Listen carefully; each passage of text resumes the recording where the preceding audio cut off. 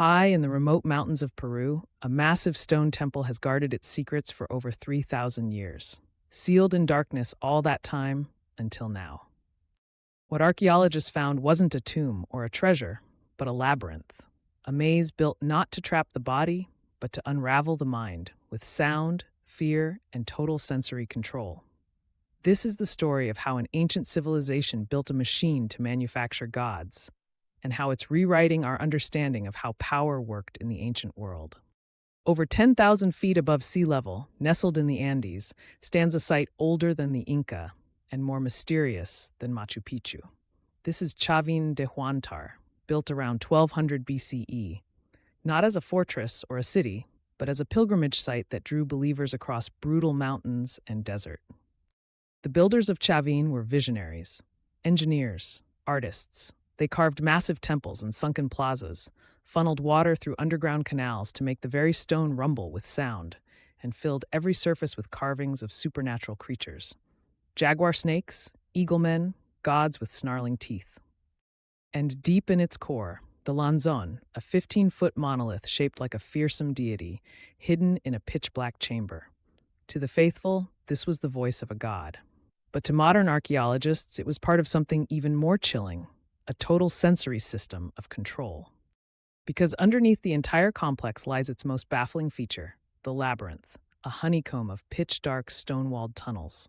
For years, their purpose was unknown, too strange to be tombs, too complex for storage. Now, we know, these weren't just passageways, they were instruments.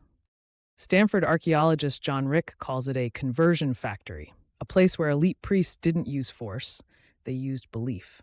They turned ritual into a weapon. The carvings reveal people mid-transformation, eyes bulging, faces distorted, mucus streaming from their noses. These are the telltale signs of intense hallucinogens. And it's not speculation. Chemical testing of bird bone inhalers found traces of psychoactive plants. So imagine, you've just traveled for weeks, you're deprived of sleep and food, then drugged into an altered state. Now you're led into the labyrinth. Then comes the sound. In 2001, archaeologists discovered 20 Strombus shell trumpets, known as patutus. These massive ocean shells, hauled up from the coast, weren't decorative. When blown, they emit a deep, shuddering roar that hits 111 decibels, enough to make your chest vibrate. The temple's corridors were designed to amplify this sound. Narrow, echoing chambers turned one blast into a rolling wave of noise that felt alive. Now add it up. You're high, you're lost, you're blind in the dark, and then the walls start to roar. This wasn't ceremony. This was a psychological trial. In 2019, remote-controlled robots crawled into narrow ducts deep in the temple. One of them found something remarkable, a sealed gallery, unseen for 3,000 years. Then the pandemic hit, and everything paused. But in May 2022, the team returned.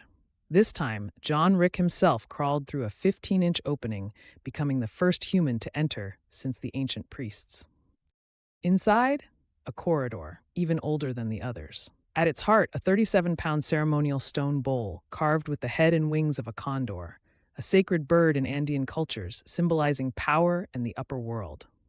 They named it the Gallery of the Condor, and it hadn't collapsed. It had been sealed on purpose around 1000 BCE, a ritual closure, like locking away a secret meant never to be reopened. It was a time capsule, but more than that, it was a blueprint. Because this wasn't just more of the labyrinth, it appears to be its origin.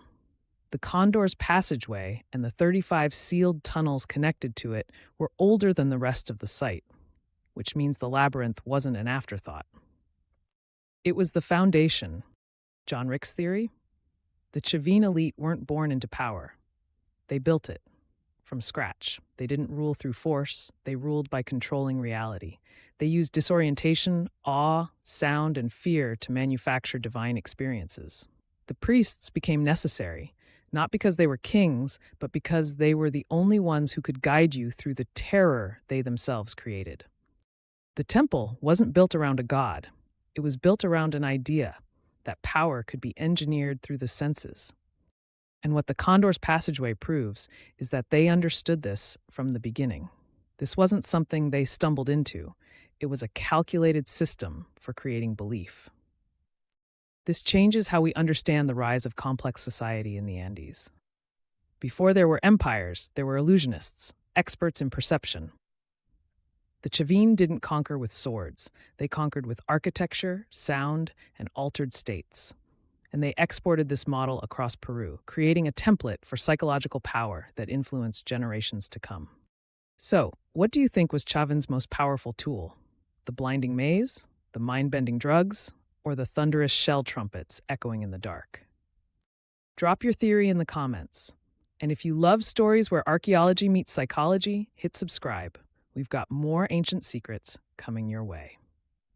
The unsealing of the Condor's passageway isn't just a cool archaeological headline, it's a glimpse into a 3,000-year-old experiment in mind control.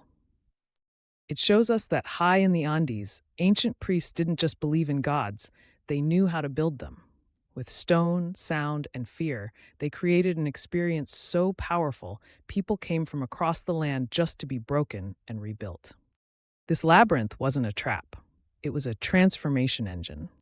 And now that we're just beginning to map its full extent, we have to ask, what else is still buried in the darkness? And how much of our modern world still runs on the ancient science of belief?